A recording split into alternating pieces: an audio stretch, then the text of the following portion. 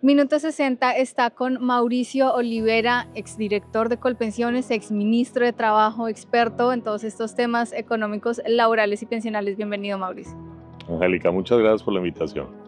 Mauricio, hablemos sobre empleo, mercado laboral. El presidente de la ANDI mostraba hace un momento unas cifras que muestran que de cada 10 nuevos empleados tenemos 7 informales. ¿Qué representa esto para la economía de esas personas? Es un reto muy grande, no solo un reto económico en términos de los ingresos de las personas, sino un reto social. Es un reto social porque no hay oportunidades laborales para las personas en Colombia. Por eso es tan importante atacar la informalidad. La cifra es aterradora. Que de cada 10 trabajadores, 7 sean informales, es un costo muy duro para la economía, para las personas, y tenemos que buscar la forma de generar empleo formal. Y esto tiene varias líneas. ¿Y por qué generar empleo formal? Porque un empleo formal le permite a las personas cotizar, les permite construir su futuro, les permite construir su pensión, tener cesantías, ser valorados, y el trabajo es...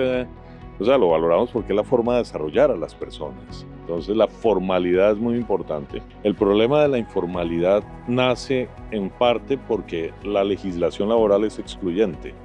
Nosotros en Colombia no permitimos, aunque se hicieron algunas cositas en sectores, en la reforma laboral reciente que hizo el gobierno Petro, pero nosotros no tenemos la flexibilidad para que las personas puedan contribuir de acuerdo a la forma en que trabajan.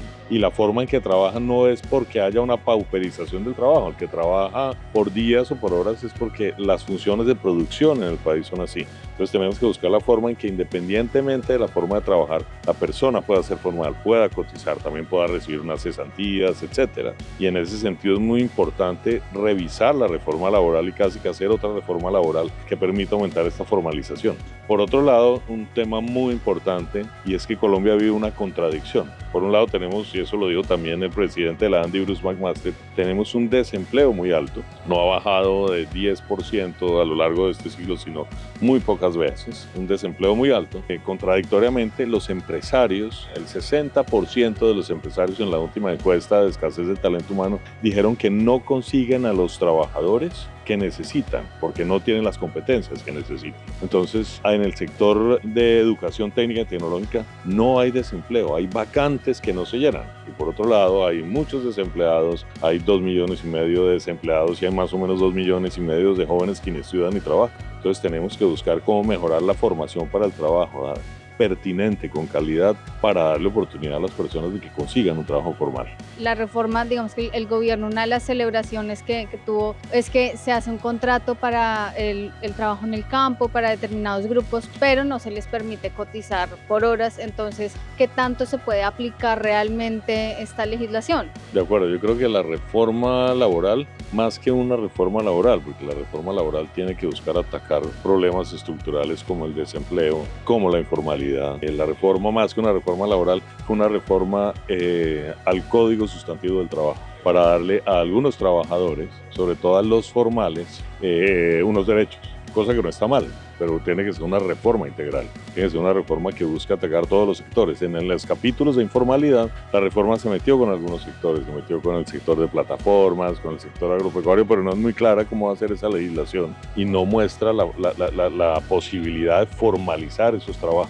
Y yo creo que tenemos que revisar y tener una legislación mucho más general. En la informalidad es 7 de cada 10. No podemos ir sector por sector. Tenemos que buscar una legislación que al país en general le permita atacar esa informalidad. ¿Qué está pasando hoy para que veamos una tasa de desempleo de 9%, pero con una informalidad de más del 50%? Esa es otra contradicción, porque no podemos estar en un país que diga que el logro grande es bajar la tasa de desempleo si va en contra de la informalidad, si el empleo que se genera es informal. Tenemos que buscar una forma, una legislación que yo creo que la legislación, como lo dije antes, es excluyente, porque deja muchas personas por fuera, es completamente excluyente, y la reforma laboral se volvió más excluyente porque subió los costos, es decir, generó unos derechos para unos grupos pero en contra de los demás grupos, de los informales y los desempleados. Tenemos que pensar en una legislación laboral, es decir, una reforma laboral que acerque la legislación a la realidad laboral de muchísimos trabajadores.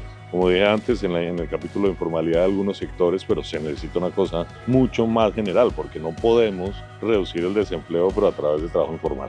Hablando de este tema social, la reforma pensional que está todavía en estudio de la Corte Constitucional hace una apuesta por darle ingresos a una población que no alcanzó a ahorrar lo suficiente, y se habló mucho de la necesidad de que la reforma laboral estuviera vinculada a la pensional para aumentar el ahorro y que más gente pudiera pues vivir sus años de jubilación con el ingreso que alcanzó a ahorrar. ¿Qué tan ligadas realmente quedaron estas dos reformas? Cero ligadas, cero ligadas. Digamos, si vamos a la reforma pensional, obviamente en este momento toca pensar a lo largo del tiempo. En este momento hay unas personas que ya son adultos mayores vulnerables y que no tienen ingresos porque no lograron en el pasado cotizar para su pensión. Ahí está el régimen solidario, que es darle a los adultos mayores vulnerables la línea de pobreza, 223.000 pesos. Eso es una parte. Pero si lo que queremos es aumentar la cobertura del sistema pensional, no de un subsidio, de un régimen solidario, sino que las personas logren una pensión.